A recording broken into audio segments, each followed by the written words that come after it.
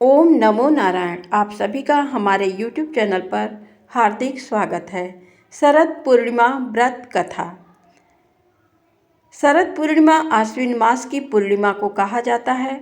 पुराणों के अनुसार देवी लक्ष्मी इसी पूर्णिमा तिथि को समुद्र मंथन से उत्पन्न हुई थी। इसीलिए शरद पूर्णिमा की रात का हिंदू धर्म में अपना विशेष महत्व है। इस रात में चंद्रमा अपनी 16 कलाओं से पूर्ण होकर आकाश से अमृत वर्षा करते हैं और वैभव की देवी लक्ष्मी अपने पति श्री हरि के साथ पृथ्वी लोक पर भ्रमण करने आती हैं। लक्ष्मी विष्णु के स्वागत में इस रात को कैसे पूजा करें और शरद पूर्णिमा की आइए कथा को जानते हैं। पूर्णिमा के व्रत का सनातन धर्म में बहुत महत्व है।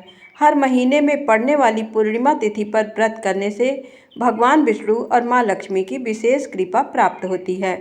माँ लक्ष्मी और श्रीहरि की इसी कृपा को प्राप्त करने के लिए एक साहूकार की दोनों बेटियां हर पूर्णिमा को व्रत किया करती थीं। इन दोनों बेटियों में बड़ी बेटी पूर्णिमा का व्रत पूरे विधि विधान से और पूरा व्रत करती थी।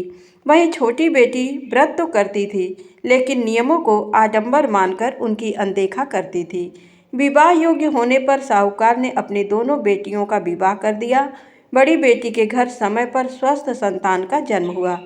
संतान का जन्म छोटी बेटी के घर भी हुआ, लेकिन उसकी संतान पैदा होते ही दम तोड़ देती थी।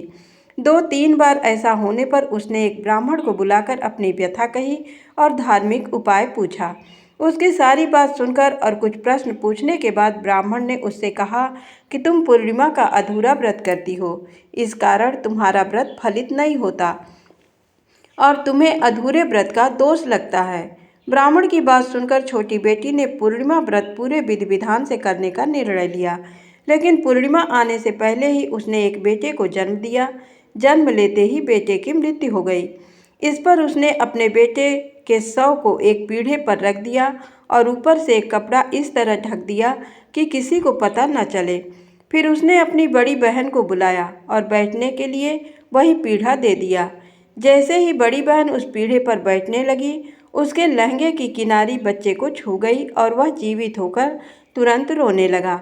इस पर बड़ी बहन पहले तो डर गई और फिर छोटी बहन पर क्रोधित होकर उसे डांटने लगी कि क्या तुम मुझ पर बच्चे की हत्या का दोष और कलंक लगाना चाहती हो? मेरे बैठने से ये बच्चा मर जाता तो? इस पर छोटी बहन ने उत्तर दिया, ये बच्चा मरा हुआ तो पहले से ही था दीदी, तुम्हारे तप और स्पर्श के कारण तो ये जीवित हो गया है।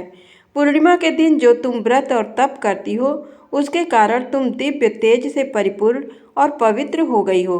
अब मैं भी तुम्हारी ही तरह व्रत और पूजन करूंगी।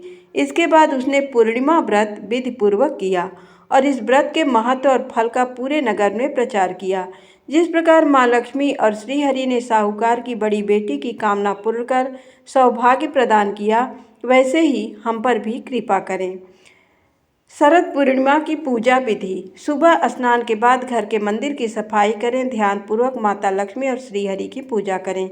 गाय के दूध में चावल की खीर बनाकर रख लें। लक्ष्मी माता और भगवान विष्णु की पूजा करने के लिए लाल या पीला कपड़ा चौकी पर बिछाकर माता लक्ष्मी और भगवान विष्णु की प्रतिमा इस पर स्थापित करें। तांबे अथवा मिट्टी के कलश पर वस्त्र से ढकी हुई लक्ष्मी जी की स्वर्णमयी मूर्ति की स्थापना कर सकते हैं। भगवान की प्रतिमा के सामने घी का दीपक जलाएं। धूप दीप करने के बाद गंगा जल से स्नान कराकर अक्षत और रोली से तिलक लगाएं। तिलक करने के बाद मीठे, सफ़ेद या पीली मिठाई से भोग लगाएं। लाल या पीले पुष्प अर्पित करें। माता लक्ष्मी को गुलाब का फूल अर्पित करना विशेष फलदायी होता है। शाम के समय चंद्रमा निकलने पर मिट्टी के 100 दिए या अपनी सामर्थ्य के अनुसार दिए गाय के शुद्ध घी से जलाएं। इसके बाद खीर को कई छोटे बर्तनों में भरकर छलनी से ढककर चंद्रमा की रोशनी में रख दें। फिर पूरी रात तड़के 3 बजे तक इसके बाद ब्रह्म मुहूर्त शुरू हो जाता है। जागते हुए विष्णु सहस्त्र नाम का जप, श्री सूक्त का पाठ, भगवान श्री कृष्ण की महिमा, श्री कृष्ण मधुराष्टकम का पाठ और कनकधारा स्तोत्र का पाठ करना चाहिए। पूजा की शुरुआत में भगवान गणपति की पूजा और आरती अवश्य करें। अगली सुबह ब्रह्म मुहूर्त में स्नान करके उस खीर को माँ लक्ष्मी को अर्पित करें। प्रसाद रूप में वह खीर घर परिवार के सदस्यों में बांट दें। इस प्रकार जगत पालक और ऐश्वर्य प्रदायिनी की पूजा करने से सभी मनवांछित कार्य पूरे होते हैं, साथ ही हर तरह के कर्ज से मुक्ति मिलती है। धन्यवाद।